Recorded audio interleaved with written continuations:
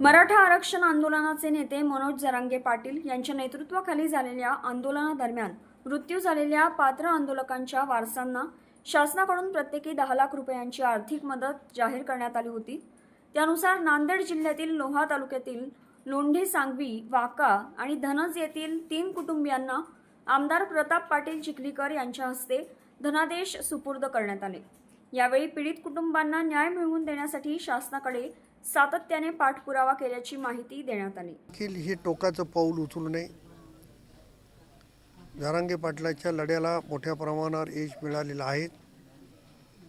आणखी त्यांचा लढा सुरूच आहे, परंतु लढ्याला प्रतिसाद देताना एवढ्या टोकाचं पाऊल कोणी उचलू नये अशा पद्धतीचं आग्रहाचं आव्हान या निमित्तानं माझं राहतं। सरकारने जे आश्वासन दिलेलं आहे, मला असं वाटतं की या सरकारने ते पूर्ण करण्याचा प्रयत्न केलेला आहे। जर राहिला असेल तर त्याच्यासाठी माझा देखील पाठपुरावा निश्चितपणे राहणार आहे।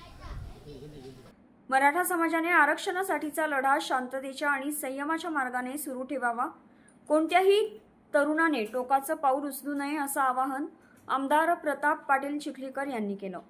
शासनाकडून पीडित कुटुंबांना आवश्यक ती मदत मिळवून देण्यासाठी पुढेही प्रयत्न सुरू राहतील असंही त्यांनी स्पष्ट केलंय। न्यूज डेस्क, आपलं नाशिक।